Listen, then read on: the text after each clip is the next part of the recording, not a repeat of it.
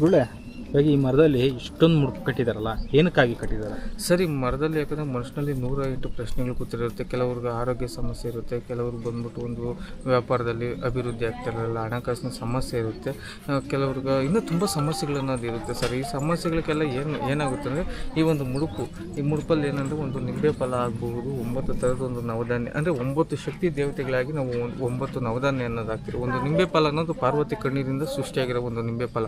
ಆ ಒಂದು ನಿಂಬೆ ಫಲ ಯಾಕಂದ್ರೆ ನಮ್ಮನ ಕಣ್ಣೀರಿಂದ ಸೃಷ್ಟಿಯಾಗಿರೋದ್ರಿಂದ ಏನಾಗುತ್ತೆ ಅಂದರೆ ಅದು ಯಾವ ಥರ ಒಂದು ಒಣಗೋಗುತ್ತೋ ಅದೇ ಥರನೇ ಈ ಒಂದು ನಮ್ಮ ಕಷ್ಟಗಳೆಲ್ಲನೂ ಪರಿಹಾರ ಆಗುತ್ತೆ ಅನ್ನೋ ಒಂದು ಏಕೈಕವಾಗಿ ಇಲ್ಲಿ ಏನಂದರೆ ಇಲ್ಲಿ ಬಂದ್ಬಿಟ್ಟು ಇದು ಕಲಿಶಿವನ್ ಕಾಳಿಶಿವನ್ ಅಂತ ಮರ ಸರ್. ಇದು ಬಂದ್ಬಿಟ್ಟು ಏಕೈಕವಾಗಿ ಅಮ್ಮನ ಒಂದು ಕ್ಷೇತ್ರದಲ್ಲಿ ಅಗ್ನಿಮೂಲೆಯಲ್ಲಿದೆ.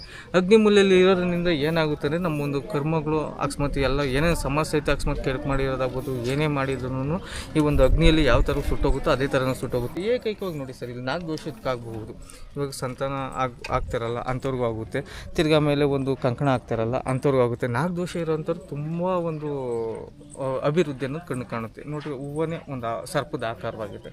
ಇದು ಕಟ್ಟೋರ್ನಿಂದ ತುಂಬ ಒಂದು ಸಮಸ್ಯೆಗಳೆಲ್ಲ ಬಗೆಹರಿತಿದೆ ಸರ್.